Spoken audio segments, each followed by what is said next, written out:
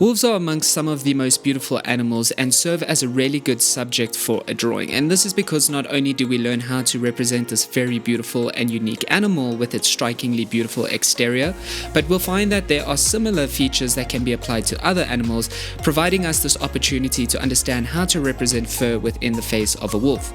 So with that being said, hey guys, my name is Matt. Welcome to another unique and interesting video by artincontext.org, where we explore various art-related topics, and in today's video we will be breaking down the process of how to draw the head of a wolf through a few simple steps. Now in this tutorial we will be doing a very basic drawing where we work with some simple materials. So you can work with any drawing materials you have available to you, but the way in which we're going to start this tutorial is by first shaping the head. Now we are going to start by drawing the basic shape of the wolf's head as we would basically draw a face. So we can start by drawing a circle with a vertical line directly through the center. From here we want to start placing the features in their correct positions within the face. Now we want to start by drawing the nose along the vertical line near the bottom of the circle. We then want to extend the nose into the upper section of the circle, where they will basically flow into the eyes or the brows within the wolf head. From here we can start to place the ears of the wolf directly above the eyes, and once again this is where we can start to really consider looking at some reference images just in terms of placement of these various features. So you can use one from the internet. You'll find various images of a wolf head to assist you within your drawing process. But otherwise, as we continue, once we have lightly sketched out the basic features within their correct proportions, we can then start to work on a disheveled fur quality around the face. Now we can play around with how we want the fur to shape the head of the wolf, and this is where we want to start using some basic line work to bring definition to the structure of the wolf's face. Try to consider the narrow shape of the wolf's nose as well, and how to define this quality by the use of line work. But as we proceed, we're going to start refining these facial features. So once we have sketched out the basic wolf head and established the form of the head, we can now lightly erase the drawing, leaving only light ghost lines. Now from here we're basically going to use these ghost lines to assist us in refining the various features, making them a little bit more identifiable. And this is where we start going through the features to refine their details. So we want to make sure we work strategically to bring definition to each of these various features. With the nose, we want to darken it whilst leaving a little negative space to suggest a slight sheen on the moist surface. We also want to start consolidating the shape of the eyes. The eyes of the wolf are quite football shaped with a large center and narrowed edge. So wolves do have brow ridges, which do give that narrowed curvature aesthetic to the eyes, and we can also draw in a small pupil to add a little bit shading to the upper section of the eyeballs, which is going to suggest some shadowing from the actual brows within the face. Now the thing which is going to suggest some actual shadowing that is cast from the brows within the face. But as we continue, we can start to refine the fur on the face, and this is where we want to start paying attention to the actual quality of the fur and how it creates a unique pattern within the face of a wolf. Again, various wolves have various patterns. You can look at some reference images. However, this is more a representation of an Arctic wolf, which does have a very specific type of pattern. And basically, as we continue, we want to start creating different segmentations within the fur to define the differences in fur color or tonal variation within the fur. Now wolves tend to have lighter fur near the brows and around the face, so we want to start by creating these sections with some line work. Again, we represent the quality of fur with the very basic idea of what we think fur is, and that is that fur is just a collection, a dense grouping of various lines, and we can quite literally in that way where we basically just start to integrate some lines. But as we continue, we do want to make sure we create the darkened ridge of fur that runs along the forehead of the wolf.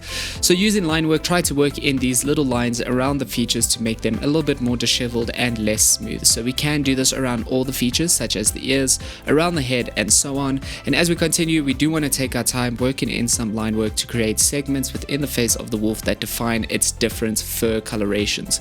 Now this is particularly true on the sides of the nose as well, as the fur can shift between dark and light areas near these areas of the face.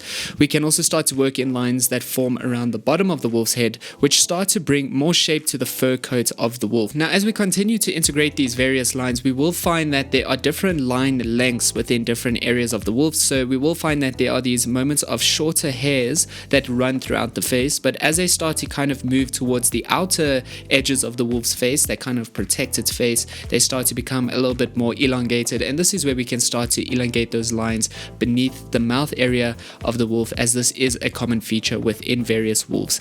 So try to take your time with shaping the wolf, making sure that the fur coat does become a little bit more narrow to a point beneath the mouth area, almost like a beard beneath the wolf's face. We can also make sure that the fur coat is quite disheveled and pokes out around the sides of the wolf's face, so you can take your time playing around with that quality of disheveled fur features. But otherwise, guys, we're going to continue to add in some light shading to the face once we have basically established these general features with some line work, and that is where we start to really enhance the colorations and tonal values within the actual fur coat. So we want to work in some light shading, which will indicate where we can darken the fur when we add in more lines later. So we want to be quite strategic with how we add in lighter and darker shading to break up sections within the face that will be fairly light and dark within the fur. We also want to make sure that the shading is slightly darker along the ridge section of the nose and the outer edges of the fur around the face. But as we continue, this is where we really start to emphasize the quality of the fur, and it does take time because we are working with some lines. So once we have worked on some smooth shading and established a general underpalette or a undertone of darker and lighter palettes to kind of distinguish the various colors or tonal values within our wolf, we can now start to create more textural qualities with line work. The shaded areas will have been established where the fur is darkest and lightest, or at least should be, and this is where we'll take our time to work in lines to create a little bit more of a fur-like aesthetic or textural quality within our wolf drawing. Now, do take your time with adding in lines, especially near the eyes. We do want to make sure we create the darkened ridges of fur around the eyes of the wolf. We also want to make sure that we work lines into the shaded areas and non-shaded areas. Again, the undertones of those lighter and darker moments of shading or lack of shading still require some line work to be drawn over, again, because this is just how we emphasize that quality of fur being consistent within the entire face. We can also take this time to work in some line work around the nose area where there are generally whiskers, and we also want to make sure that the lines are slightly shorter near this area of the wolf, as they are quite commonly so. This process does take time, so we do want to make sure we take our time patiently working with these lines, and remember to take a break if you find yourself being a little bit fatigued. Remember, drawing does require some patience, so it is a good idea to always take a break when you are feeling a little bit tired. Now, the fur starts to become slightly more horizontal near the sides of the face as it starts to slowly downturn near the outer edges of the fur coat. So it will move up along the nose and slowly start to have this curvature and downturn quality around the sides of the fur, like an arcing motion. But as we continue, we can then start to darken the lines along the outer fur coat.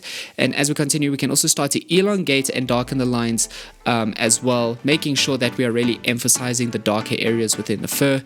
With the fur coat around the lower section of the wolf sketch, we can be a little bit more sporadic with line formation to suggest a little bit more of a disheveled aesthetic within the fur coat of our wolf. But otherwise, guys, at this point you can continue with this process until you are satisfied with the outcome.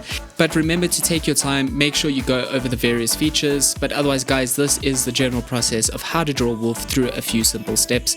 Some key things to think about: remember to work out the shape of the wolf's head for symmetry first, establish those guidelines, slowly establish the various features of the face, from the snout, the nose, the mouth, the eyes, and how they kind of all flow together, as well as the placement of the ears. You can also make sure to establish the general areas of the features. Take your time with the segmentation of the fur, thinking about the various tonal values, and then working over those moments of shading with some line work to establish that textural quality of fur.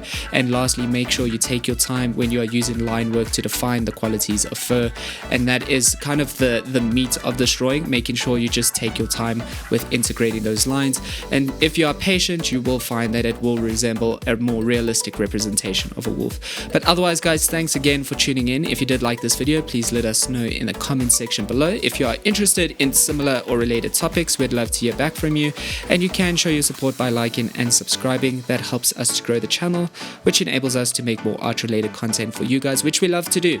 But thanks again for tuning in. That is it from me today. If you do want us to kind of go more in depth in terms of color combinations, and how to represent various tonal values with color in a similar subject, again, please do let us know. But otherwise, see you in the next video. Until then, cheers.